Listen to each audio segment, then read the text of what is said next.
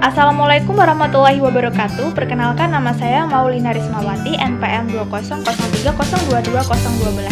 Saya mahasiswa dari jurusan Perbankan Syariah semester 1 kelas A.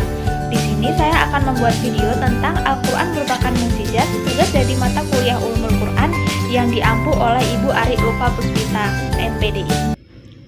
Baik, di sini saya akan menjelaskan tentang alasan pribadi saya yakin bahwa Al-Quran merupakan mukjizat. Yang pertama, perlu kita ketahui dulu apa itu mukjizat. Ya, mukjizat itu adalah kejadian atau peristiwa ajaib yang sukar dijangkau oleh kemampuan akal manusia.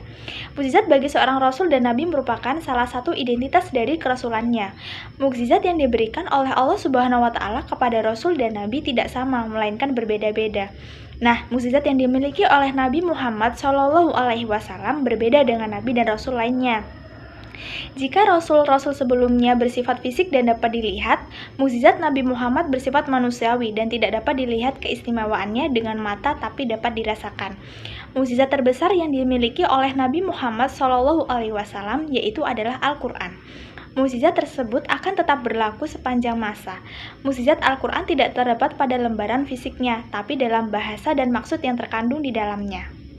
Selanjutnya, saya akan menjelaskan bentuk-bentuk dari kemukjizatan Al-Quran. Yang pertama dapat kita lihat dari segi keindahan bahasa. Al-Quran mempunyai keindahan bahasa yang tidak mungkin ditandingi oleh ahli bahasa Arab manapun. Yang kedua, dari segi pemberitaan mengenai kejadian masa lalu. Al-Quran bercerita tentang kisah-kisah para rasul sebelum Nabi Muhammad, yaitu tentang Nabi Adam hingga Isa dan umat yang hidup pada masa itu. Yang ketiga, dari segi pemberitaan tentang hal-hal yang terjadi dan ternyata memang kemudian terjadi.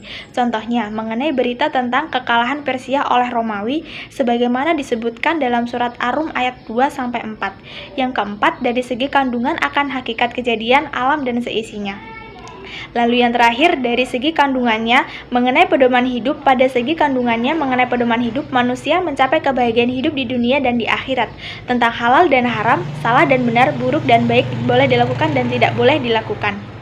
Nah, dari pemaparan tersebut menjadi alasan bahwa saya yakin Al-Quran merupakan mukjizat dari Allah Subhanahu wa taala yang diturunkan kepada Nabi Muhammad SAW yang berfungsi sebagai petunjuk bagi setiap manusia dan juga pembeda mana yang hak dan mana yang batil.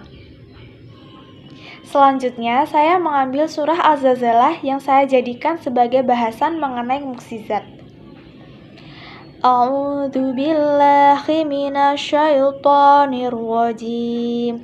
Bismillahirrahmanirrahim.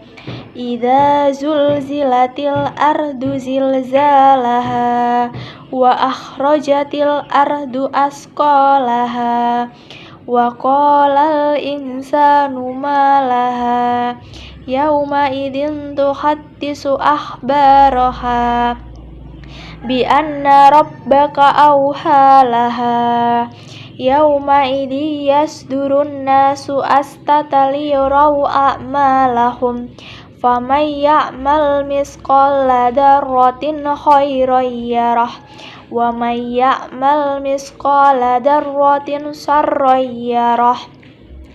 Yang berarti, apabila bumi digoncangkan dengan goncangan yang dahsyat, dan bumi telah mengeluarkan beban-beban berat yang dikandungnya, dan manusia bertanya, apa yang terjadi dengan bumi ini?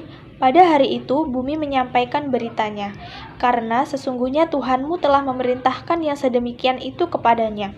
Pada hari itu, manusia keluar dari kuburnya dalam keadaan berkelompok-kelompok untuk diperlihatkan kepada mereka balasan semua perbuatannya. Maka, barang siapa yang mengerjakan kebaikan seberat zarah, niscaya dia akan melihat balasannya. Dan barang siapa mengerjakan kejahatan sebesar zarah, niscaya dia akan melihat balasannya. Nah, selanjutnya di sini saya akan menjelaskan tentang alasan mengapa saya mengambil surah Al-Zalzalah, yaitu yang pertama, surah Al-Zalzalah termasuk ke dalam bentuk-bentuk dari kemukjizatan Al-Quran yang sudah saya jelaskan tadi, yaitu dari segi kandungan akan hakikat kejadian alam dan seisinya. Surah Al-Zalzalah menjelaskan tentang tanda-tanda tibanya hari kiamat, yaitu bumi berguncang dengan guncangan yang sangat keras dan gempa melanda sedahsyat-dahsyatnya. Alasan yang kedua yaitu surah Al-Zalzalah menjelaskan pada hari kiamat bumi akan menceritakan beritanya. menjadi saksi atas kebaikan dan keburukan yang dilakukan oleh manusia. Setelah dihisap, manusia akan tercerai-berai ke dalam kondisi bermacam-macam. Ada yang bahagia dan ada juga yang celaka.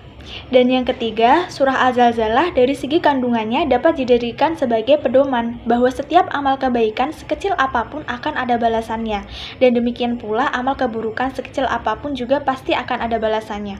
Maka dari itu kita sebagai manusia harus bisa membedakan mana yang salah dan mana yang benar, mana yang diperbolehkan dan mana yang tidak diperbolehkan.